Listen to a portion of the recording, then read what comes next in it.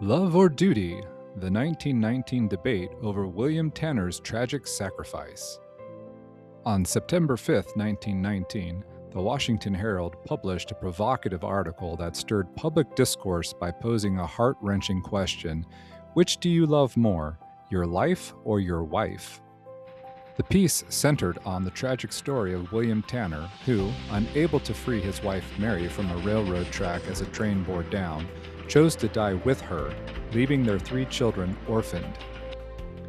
The newspaper invited readers to weigh in on whether Tanner's act was a noble sacrifice or a tragic miscalculation, sparking a range of responses that reflected the era's moral and emotional complexities. This article offers a window into early 20th century values, gender roles, and societal expectations around duty, love, and sacrifice. The responses, read verbatim, reveal a spectrum of perspectives, from admiration for Tanner's devotion to critiques prioritizing parental responsibility, providing a rich historical artifact for understanding human ethics in moments of crisis.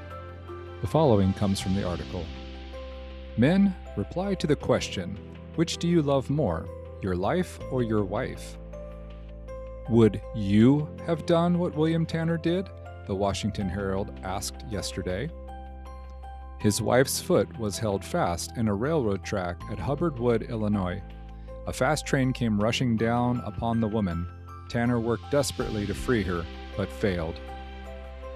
"I stay with you, Mary," cried Tanner, and he placed his arms around her. Then swift death for both, and 3 children were left without parents. Was William Tanner's great sacrifice superb, or an act of folly? What would you have done? Mail your answers to the Washington Herald. Letters of more than 100 words will not be printed. 3 of the replies received in the first mail follow. Children needed him. To my mind, the act of William Tanner rests upon the choice between 2 goods. I have a wife and 3 children.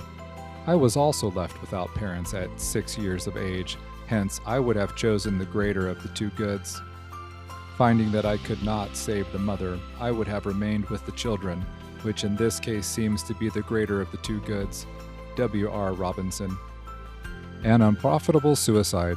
What William Tanner's thoughts were as he, embracing his wife, waited for the train to approach, it is hard to tell, but probably they were intensively delightful and full of the martyr spirit. But while thoroughly sacrificial and brave, yet his act negatived appreciation of the duties and responsibilities of a father. To die to save another is the acme of human sacrifice, devotion, and love, but suicide from any other cause represents gross miscalculation. This man's suicide netted no good to anyone, but witness the gallant Marine sacrificed at Billow Wood. There is the contrast between unprofitable suicide and tremendously potent sacrifice for the good of others. Michael Mussman. Admires Tanner's devotion. I do not claim that I would have had the courage that Tanner proved to have. If he did what he did knowingly, I admire him for that act. It is sad, of course, to leave 3 fatherless children. They are young, however, and will soon forget what happened. They will not want for anything, for obvious reasons. Tanner probably never would have been happy again without his mate. I admire him for his devotion. W.H.S. His act? Superb folly. William Tanner's sacrifice was superb folly, perhaps, but superb just the same. The depth of feeling to cause him to stand by her even unto death was certainly rare and splendid, and must have made death easier than to have been deserted. Could he have been cold and calculating enough? He might have realized that he was sacrificing himself needlessly and probably working hardships on his children, but who would calculate at such a time? His impulse was all love and courage, and he has left a wonderful heritage to his children. The folly of it can never dim his glorious deed. E.H. Thomas. Regards it a mistake. In my estimation, William Tanner's sacrifice was a great mistake, for, after manfully trying to save his wife, but discovering the uselessness of the attempt, his thoughts should at once have turned to his 3 children, who, he well knew, were dependent upon him. Although he displayed husbandly love towards his wife by his sacrifice, he did not show fatherly love toward his children by his disastrous deed.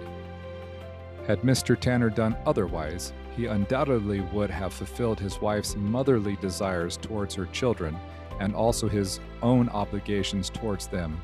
J.W.H. That concludes this article. If you were in an impossible situation where you could save yourself but not your spouse or partner, leaving young children behind without either parent, would you choose to stay and die with them out of love or escape to live and raise your children out of duty? That's the question that tore readers apart in 1919, and I suspect it'll do the same today. Love or duty? Which one wins for you? Drop your answer in the comments below.